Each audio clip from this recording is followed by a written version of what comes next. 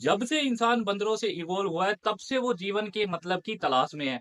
उसके इस search of meaning ने सबसे पहले इंसान की मुलाकात रिलीजन से करवाई, जिसकी मदद से इंसान ने अपने आसपास की दुनिया को समझने की कोशिश की।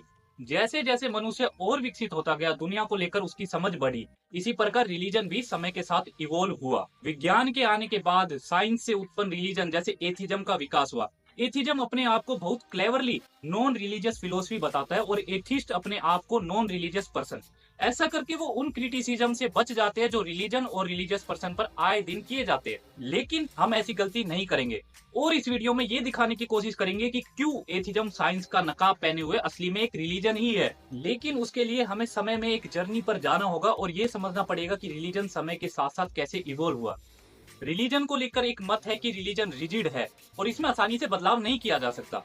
ये सभी मत पूरी तरह से सच नहीं है, क्योंकि रिलीजन भी प्रकृति का हिस्सा है, इसीलिए रिलीजन में भी बदलाव होते हैं। जैसे कि विश्व भर में primitive society, Hunter gatherer, Neolithic people, ये चाहे दुनिया के किसी भी कोने में क्यों ना हो, ये सभी शुरुआत में प्रकृति की पूजा करते थे, क्योंकि प्रकृति पर वो पूरी तरह से आश्रित थे और नेचर में होने वाली घटना उनके लिए किसी चमत्कार से कम नहीं थी। प्राइमेटिव लोग आग को आश्चर्य से देखते थे, आंधी तूफान और कड़कती बिजली से भयभीत होते थे। प्रकृति में होने वाली इन्हीं घटनाओं को वो समझने की कोशिश करते थे। वहीं से प्राकृतिक ताकतों को इंसानी रूप देने की शुरुआत हुई। इंसानी रूप का मतलब है कि प्रकृति को किसी इंसान की तरह मानकर समझने का प्रयास किया गया कि बादल में कोई ताकतवर मानव है जो बिजली को काबू में कर सकता है। शायद उन्होंने कुछ ऐसा कार्य किया है जिससे वो रुष्ट होकर उन्हें भयंकर आंधी तूफान के जरिए सजा दे रहा है, और शायद उस शक्तिशाली पुरुष को खुश करने के लिए कुछ उपाय किए जा सकते हैं ताकि वो अपने प्रकोप को कम कर सके। इस तरह नेचुरल फोर्स को समझने के लिए उन्हें पर्सोनिफाई किया गया। इस पर्सोनिफिकेशन का प्राइमेटिव सोसाइटी को काफी फायदा भी हुआ। नेचुरल फोर्सेस को देवता का रूप देकर उनको समझना आसान हो गया, उनके बारे में जानना, वो काम कैसे करते, उनके क्या कार्य है, इन सभी विज्ञान की स्थापना हुई। इस चरण पर उन प्रकार के भगवान की जरूरत नहीं थी जो कि पूरे ब्रह्मांड के भगवान थे, क्योंकि उस समय मनुष्य मुश्किल से ही आकाश के पार की दुनिया को देख और समझ सकते थे। उनका सारा ध्यान सिर्फ धरती पर उनको प्रभावित करने वाली घटनाओं पर था। इसीलिए हमें ग्रीक, इजिप्ट और इंडिया में शुरुआती चरणों में जो देवता दिखते हैं, जैसे इंद्र, वरुण, अग्नि, सूर्य, जूस, पोजाइडन, रा, ये सभी एक तरह से धरती पर होने वाली प्राकृतिक ताकतों के पर्सोनिफिकेशन थे। जब मनुष्य एप थे तो उनके अंदर कोई गॉड का कॉन्सेप्ट नहीं था। फिर जब मनुष्य अपने शुरुआती चरणों पर थे तो प्राकृतिक ताकतें ही उनके लिए सबसे पहले गॉड के रूप में थी। फिर उसके बाद जब मनुष्य और उसका दिमाग और विकसित हुआ तो उनके मन में ये सवाल उठा कि इन सभी देवताओं में से सबसे शक्तिशाली और सुप्रीम देवता कौन है। सभी देवताओं में से किसको खुश रखने का विशेष ध्यान दिया जाए। ये कोई विचित्र बात नहीं है कि ग्रीक और इंडिया ने स्टॉर्म गॉड यानी कि इंद्र और जूस को शक्तिशाली देवता के रूप में माना, क्योंकि अभी भी हमें पता है कि जब बादल अपना भयानक रूप लेता है और उनमें डरावनी बिजली के कड़कने की आवाज आती है, तो सही में ऐसा प्रतीत होता है कि उन भयानक बादलों के पीछे भी भयानक और शक्तिशाली देवता है। जाहिर सी बात है कि वरुण, अग्नि, वायु और सभी देवताओं में से इंद्र सबसे शक्तिशाली है, क्योंकि वो वरुण को भी कंट्रोल कर सकता है और बादल में से भयंकर बरसात के रूप में बड़ी त्रासदी ला सकता है। इसी तरह इंद्र अग्नि को भी काबू में कर सकता है, क्योंकि वो अपनी बिजली से प्रहार करके विशाल से विशाल पेड़ को भी जलाकर भस्म कर सकता है। आग, पानी, वायु ये सभी धरती पर निवास करते हैं, लेकिन इंद्र इन सबसे ऊपर आकाश में बैठा है। तो जाहिर सी बात है कि इन सभी देवताओं में से सबसे शक्तिशाली और कोई नहीं बल्कि इंद्र ही है। इसीलिए इंद्र का आसमान में निवास होने की वजह से ना सिर्फ वो स्वर्ग का राजा है, बल्कि इसके साथ साथ और देवताओं की शक्ति भी उसी में विद्वान है, तो वो देवराज भी है। तो ग्रीक और इंडिया ने स्टॉर्म गॉड जूस और इंद्र को सुप्रीम गॉड माना। वही दूसरी तरफ इजिप्शियन ने, क्योंकि वहां का क्लाइमेट धूप वाला था और वहां पर स्टॉर्म कम ही आते थे, इसीलिए इजिप्शियन के लिए सुप्रीम गॉड सन गॉड रा था। तो ऐसे एक टाइम में जब सभी देवता बराबर थे, उनमें से एक देवता हमें प्रधानता में नजर आया। लेकिन धीरे धीरे जैसे मनुष्य का दिमाग और विकसित होता गया, फिलोसफी के द्वारा रिलीजियस आइडियाज भी डेवलप हुए। मनुष्य का नेचुरल फोर्सेस और वो काम कैसे करती है इसके बारे में ज्ञान बढ़ा। उन्हें पता चला कि प्राकृतिक ताकतें भी एक पैटर्न फॉलो करती है। इंद्र भी मौसमों से बंधा हुआ है और उसका प्रकोप भी सिर्फ बरसाती मौसम में ही है। इस आसमान से परे भी एक बड़ा आकाश है, ग्रह, पिंड और नक्षत्र है।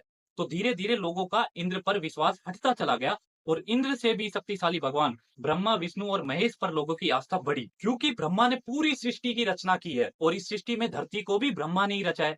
तो जाहिर सी बात है कि इंद्र को भी ब्रह्मा ने ही रचा होगा। इसी तरह विष्णु इस ब्रह्मांड का कर्ता धर्ता है और इंद्र से नहीं बंधा हुआ है तथा अपनी मर्जी से अवतार ले सकता है, इसीलिए विष्णु भी इंद्र से बड़ा भगवान है। इसी तरह महेश भी अपने तांडव से पूरे ब्रह्मांड का और उसमें रहने वाले सभी देवताओं, जिसमें इंद्र भी शामिल है, उनका विनाश कर सकता है। इसीलिए महेश भी इंद्र से बड़ा भगवान है। ऐसे इंद्र जो एक समय काफी शक्तिशाली था, जिसको खुश करने के लिए यज्ञ किए जाते थे, जिसकी प्रशंसा में ऋषि हिम्स लिखते थे। ऋग्वेद में सबसे ज्यादा हिम इंद्र को ही समर्पित है, जिससे पता चलता है कि ऋषि कितने उत्सुक थे इंद्र को प्रसन्न करने के लिए और उनके प्रकोप से बचने के लिए। कुछ जनरेशन बाद वही ऋषि इंद्र का मजाक बनाने लगे और कई केस में तो उस इंद्र को भी श्राप देने लगे, जिसके प्रकोप से कुछ पीढ़ी पहले उनके पूर्वज इतने डरते थे। इसी से दिखाई देता है कि इंद्र का पद कैसे समय के साथ कम हुआ। वही दूसरी तरफ ये कहा जाता है कि यहूदियों का सुप्रीम गॉड यावे इंद्र की तरह ही पहले स्टॉर्म गॉड था और बाद में जाकर कई सारे देवताओं में से यावे को यहूदियों ने अपना सुप्रीम गॉड माना। ऐसे हमें पूरे विश्व भर में अनेक से एक की तरफ जाने की रिलीजियस टेंडेंसी नजर आती है। आज के टाइम में हर एक मेजर सर्वाइविंग रिलीजन हमें मोनोथियस्ट दिखाई देता है। मोनोथियज्म का मतलब है कि ultimately there is one ultimate God, one ultimate personality या फिर रियलिटी होती है। हिंदुइज्म भी एक मोनोथियस्ट रिलीजन है, क्योंकि हिंदुइज्म में भी इवोल्यूशन के जरिए अनेक से एक की तरफ जाने के सबूत दिखाई देते हैं। पहले अनेकों देवताओं में से तीन सुप्रीम गॉड ब्रह्मा, विष्णु और महेश के रूप में, फिर ब्रह्मा का विष्णु की नाभि से निकलना जिसकी वजह से विष्णु का ब्रह्मा से सुप्रीम होना, और फिर जब शिव और विष्णु में से कौन सुप्रीम भगवान है इसका निर्णय ना होने की वजह से ये दोनों का ही एक रूप बताना। इसी तरह जब यावे को सुप्रीम गॉड माना गया तो अब्राहमिक रिलीजन की शुरुआत हुई। हिंदुइज्म और अब्राहमिक रिलीजन दोनों ही मोनोथियस्ट है। बस फर्क इतना है कि हिंदुइज्म के सुप्रीम गॉड अलाउ करते हैं कि आप देवताओं के सामने भी झुक सकते हो, जिसकी वजह से इतने सारे देवता और उनके किस्से कहानियां अभी तक बचे रह गए, क्योंकि सुप्रीम गॉड के द्वारा उन्हें नष्ट होने का भय नहीं था। वही अब्राहमिक रिलीजन में सुप्रीम गॉड ये बिल्कुल भी अलाउ नहीं करता कि आप उसके अलावा किसी और की वर्शिप करो। इसीलिए अब्राहमिक रिलीजन की जहां भी स्थापना हुई वहां के लोकल गॉड समाप्त हो गए। Juice, Athena, Apollo, Ra, Poseidon, Thor, Helga, Loki, Odin, they all died because no one follow them, और उनकी जगह अब्राहमिक रिलीजन ने ले ली। So religion is continuously evolving. But what about the modern world, the scientific world?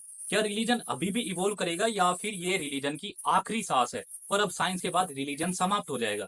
अगर हम science की तरफ जाते हैं और देखते हैं कि साइंस से जीवन जीने की क्या क्या फिलोसफी पैदा हो सकती है, साइंस से किस रिलीजियस कॉन्सेप्ट का विकास हो सकता है और उसके ह्यूमन साइकी और समाज पर क्या इफेक्ट हो सकते हैं, तो चलिए इसको भी एक एक करके समझ लेते हैं। सबसे पहले देवता अपनी सारी ताकत खो देंगे, क्योंकि फिर साइंस सब कुछ अपने फॉर्मूले से एक्सप्लेन करेगी और देवताओं की कोई जरूरत नहीं पड़ेगी। जैसे कि जब से हमें एटमॉस्फेयर के पूरे मैकेनिज्म के बारे में पता चला है कि क्लाउड कैसे फॉर्म होते हैं, बारिश कैसे होती है, तब से हमारा स्टॉर्म गॉड से विश्वास उठ गया है। एटमॉस्फेयर की साइंस समझने के बाद अब हम में से कौन ऐसा मानता होगा कि बिजली इसीलिए कड़कती है क्योंकि थोर अपने हथौड़े को एनविल पर मार रहा है, जो कि एक समय में वाइकिंग्स माना करते थे। तो साइंस के एडवांस होने के बाद सभी प्राकृतिक ताकतों वाले देवता खत्म हो जाएंगे। अगला स्वर्ग और नरक का सिद्धांत खत्म हो जाएगा। जब इंसान प्राइमेटिव था तो उसका मानना था कि सभी अच्छी ताकतें पक्का आसमान में रहती होगी और बुरी शक्तियां जमीन के अंदर। लेकिन अब स्पेस में जाने के बाद हमें पता है कि ब्रह्मांड की कोई दिशा नहीं है। ब्रह्मांड में किसी भी दिशा को ऊपर या नीचे नहीं कहा जा सकता। अगला आत्मा का सिद्धांत खत्म हो जाएगा। जिस आत्मा को आग जला नहीं सकती, शस्त्र काट नहीं सकते, पानी जिसे गीला नहीं कर सकती और हवा जिसे सुखा नहीं सकती, उसे साइंस अपने लॉजिक से खत्म कर देगी और वर्ल्ड के अंदर हर कोई सोललेस हो जाएगा। आत्मा के खत्म होने के बाद अच्छाई और बुराई का सिद्धांत भी खत्म हो जाएगा। इंसान ने जितनी भी अच्छाई और बुराई का आविष्कार किया है वो अपने आप को केंद्र में रखकर किया है। जो कुछ भी इंसान के लिए और उसके जीवन जीने के लिए फायदेमंद है उन्हें इंसान ने अच्छाई का नाम दिया है। वही जो कुछ भी इसके विपरीत उसे बुराई। लेकिन अब साइंस के बाद हमें पता है कि इंसान ब्रह्मांड का केंद्र नहीं है और अगर इंसानों का आज नाश हो जाए तो ब्रह्मांड को कुछ फर्क नहीं पड़ता। अच्छाई और बुराई नाम की कोई चीज नहीं है। डार्विन की थ्योरी ऑफ इवोल्यूशन के according this world is survival of fittest. तो अगर मैंने अपने पड़ोसी की हत्या कर दी, उसकी संपत्ति को छीन लिया, तो थ्योरी ऑफ इवोल्यूशन के अकॉर्डिंग मैंने कुछ गलत नहीं किया। आफ्टर ऑल मैं अपने पड़ोसी से ज्यादा शक्तिशाली था and this world is survival of fittest. हाँ, माना कि रिलीजन के according all soul are equal, लेकिन रिलीजन गलत है, चाइल्ड फैंटेसी है और इमेजिनेशन है। वही साइंस सही, चाहे आपको पसंद हो या नहीं। आफ्टर ऑल 2 + 2 4 ही होते हैं, ना कि 5। Next, beauty will die. After all science के according there is no difference between a garbage and a flower. Beauty भी रिलीजन की तरह इरेशनल है, इलॉजिकल है। हमें अब साइंस के अकॉर्डिंग चलना है, हमें लॉजिकल बनना है। अगला, जीवन जीने का मकसद खत्म हो जाएगा। आफ्टर ऑल इंसानों ने जो भी अपने आप को मीनिंग दिया है वो सब आर्टिफिशियल है, इरेशनल है, इलॉजिकल है। There is no meaning of life. To die today और 100 year later there is no difference. To live is not necessary. अगर तुम्हारे अंदर की कोई आवाज है जो जीना चाहती है तो उसको साइंस के लिए खत्म कर दो। और अब समय आ गया है कि इस दुनिया में इंसान मर जाए और उनकी जगह रोबोट ले ले, क्योंकि रोबोट एक साइंटिफिक क्रिएचर है, रैशनल है। वही इंसान इरेशनल है, अंधविश्वासी है। साइंस ट्रुथ बता रहा है, लेकिन उसको भी इंसान सच नहीं मानता और अपने इलॉजिकल रिलीजन के पीछे पड़ा हुआ है। अब समय आ गया है कि ऐसे अनसाइंटिफिक क्रिएचर जो कि साइंस को भी ठुकरा सकते हैं, साइंस के हित में ऐसे क्रिएचर का विनाश कर दिया जाए। तो हो सकता है कि अगर हम प्योर साइंस के अकॉर्डिंग फिलोसफी बनाए तो कुछ पीढ़ी बाद either we will all die और we will all be screw drivers. ये देखा गया है कि साइंस की इन फिलोसफी का शिकार अक्सर दुखी इंसान होते हैं। एक दुखी इंसान ही अक्सर जीवन जीने का मकसद पूछता है, जिसके जीवन में कोई एडवेंचर नहीं है, जिसे भगवान ने भुला दिया है, जिसे खुद जिंदगी ने भुला दिया है, जिसके अस्तित्व का उसे कुछ महत्व नहीं लगता, जिसकी सोल दुख और दर्द से भरी हुई है। हो सकता है कि वो ये सवाल पूछे कि इस जीवन का क्या मतलब है और भगवान के खिलाफ बगावत कर दे, जिसमें वो साइंस का इस्तेमाल करके ये दिखाना चाहता है कि वो सही है, कि there is no meaning of life. और उसकी रीजनिंग, उसका लॉजिकल माइंड असलियत में उसके अंदर की डीप डिजायर जो कि खुद इरेशनल है, का गुलाम बन जाती है। अपने आप को दुखी देखकर वो ये सोचता है कि मेरा पड़ोसी इतना खुश क्यों है? क्या उसे पता नहीं कि खुश होने की कोई जेन्युइन वजह नहीं है? अस्तित्व में रहने की कुछ जेन्युइन वजह नहीं है? Why my neighbour is so loving? क्या उसे पता नहीं कि लव बस हार्मोन के इंटरेक्शन से उत्पन्न रिएक्शन है? और ऐसे उसकी अपने आप को लेकर नफरत, दुनिया के लिए नफरत बन जाती है। डीप इनसाइड वो भी जीना चाहता है, वो भी खुश रहना चाहता है, प्यार करना चाहता है और प्यार पाना चाहता है। किसी खूबसूरत चीज को देखकर उसके भी अंदर से ओ की भावना आती है। लेकिन अपने हालात की वजह से वो साइंस से उत्पन्न हुई डिप्रेसिंग फिलोसफी का शिकार बन जाता है, जो और कुछ नहीं अपने आप को और दूसरों को ठेस पहुंचाती है। ये है वो सैड एथिस्ट जो अपने हालात के शिकार है, जिनको साइंस डूबते को तिनके की तरह दिखाई देती है, ताकि साइंस की मदद से वो अपनी पीड़ा को दुनिया पर थोप सके। उनकी डीप डिजायर चिल्ला चिल्ला कर बोलती है कि why do I have to suffer alone? You and the whole world should suffer with me, with my scientific and correct 2 plus 2 is equal to 4 philosophies. But what about happy atheist? ऐसा देखा गया है कि एक खुश इंसान कभी ये नहीं सोचता कि जिंदगी का मतलब क्या है। He is happy to live, to love, his thrill for adventure is still with him. इसीलिए मेरा ये मानना है कि एक हैप्पी इंसान बाय डिफॉल्ट इरेशनल इंसान है। उसकी irrationality, illogical mind, his love for beauty will never allow him to accept the philosophy that come out of science. उसका जीवन से प्यार कभी ऐसी जीवन को ठेस पहुंचाने वाली फिलोसफी को एक्सेप्ट नहीं करने देगा। नील डिग्राइस टाइसन, ब्रायन ग्रीन, रिकी जर्वेसिस जैसे कुछ हैप्पी आर्टिस्ट भी है जिनके अंदर अभी भी लाइफ बची है। लाइफ बची है यानी कि इरेशनलिटी बची है। और ये लाइफ उनको साइंस की डिप्रेसिंग, लाइफ थ्रेटनिंग फिलोसफी को स्वीकार नहीं करने देती। ये सब हैप्पी एथिस्ट साइंस को पॉजिटिव लाइट में इंटरप्रेट करते हैं। Oh how science is wonderful and what it can teach us. Science की फिलोसफी कितनी कमाल की है, कितनी ब्यूटीफुल है। ऑफ कोर्स उनकी भगवान पर आस्था नहीं है। जाहिर सी बात है कि वो साइंस की तरफ से आने वाली ठंडी हवा को नजरअंदाज कर देते हैं। ऐसे वो साइंस के प्रीस्ट बन जाते हैं और एक नए रिलीजन की शुरुआत करते हैं, जो कि और कुछ नहीं बल्कि पुराने रिलीजन को नए कपड़े में पेश करना है। इन सभी पॉजिटिव एथिस्ट को देखकर मुझे ग्रीक समय के स्टोइक और उनका प्राकृतिकवाद का सिद्धांत याद आता है। वो बोलते थे कि हमें प्रकृति के अनुसार रहना चाहिए, प्रकृति से सीखना चाहिए। और ऐसे उन्होंने प्रकृति को अपनी माँ कहा तथा प्रकृति को पॉजिटिव लाइट में इंटरप्रेट किया। ऑफकोर्स ये स्टोइक अपनी फिलोसफी में गलत थे। प्रकृति को अगर हम ध्यान से देखें तो प्रकृति को कोई फर्क नहीं पड़ता कि हम जिए या मरे। भूकंप, सुनामी से लाखों लोग मारे जाते हैं। प्रकृति में हर एक जीव एक दूसरे को अपना खाना बनाने के ताक में रहता है।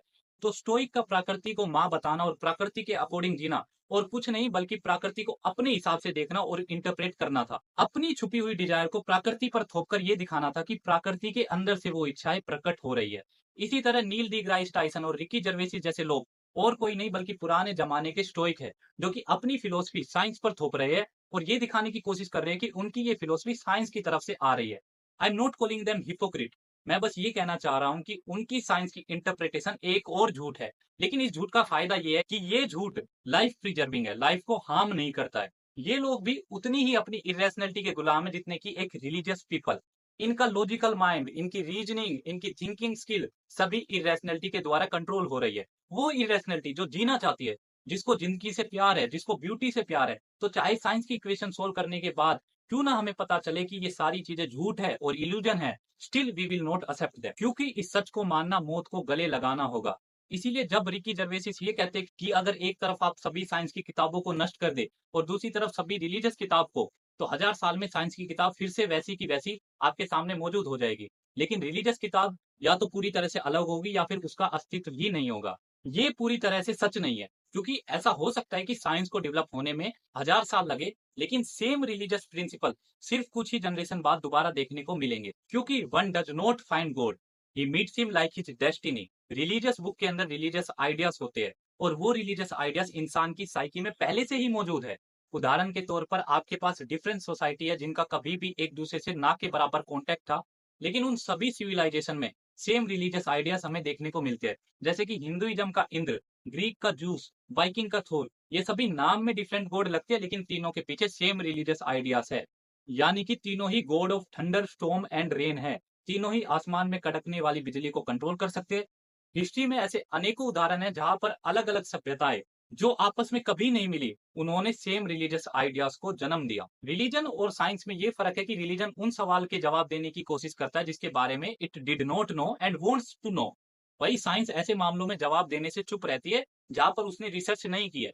मेरा एथिज्म को भी एक तरह से रिलीजन मानने के पीछे ये कारण है कि ये साइंस को बहाना बनाकर रिलीजन की तरह ही उन चीजों को समझने की कोशिश कर रही है जिसके बारे में असलियत में साइंस मौन है। एथिस्ट लोग कहते हैं कि उनकी फिलोसफी साइंस से निकल कर आती है, जबकि जेन्युइनली ये फिलोसफी भी रिलीजन की तरह ही उनके अंदर की छुपी हुई डीप डिजायर से जन्म लेती है। एथिज्म काफी नैरो है, उसमें वो गहराई नहीं है जो हमें जिंदगी में दिखाई देती है। एथिस्ट अपने आप को लॉजिक, ट्रूथ, रैशनैलिटी के पुजारी मानते हैं, लेकिन डीप इनसाइड वो भी अपनी इरेशनल साइड को सेटिस्फाई करने में लगे रहते हैं। क्योंकि अगर लॉजिक से ये चीज प्रूव हो जाए कि ह्यूमन लाइफ की कोई वैल्यू नहीं है और 100 साल बाद मरने और आज मरने में कुछ फर्क नहीं है, तो क्या एथिस्ट स्वेच्छा से अपने आप को खत्म कर लेंगे? बिल्कुल नहीं। उनकी इरेशनल साइड जिसे वो स्टूपिड बताते हैं, ऐसा करना अलाउ नहीं करेगी। उनकी स्टूपिडिटी उन्हें बंदूक का ट्रिगर दबाने से रोकेगी, चाहे साइंस ये बोलती हो कि बंदूक का ट्रिगर दबाना ही सच है। एथिस्ट को ये नहीं पता कि कैसे जिन चीजों को इरेशनल, इलॉजिकल बताता है, जैसे कि god, beauty, love, bravery, pride, courage, stupidity, ये सभी उसके जीवन जीने के लिए काफी जरूरी है। So for me to die with courage, to die for beauty, love, passion and pride is greater than to die with no meaning. बेशक साइंस कितना भी कहे कि इन दोनों में कोई फर्क नहीं है।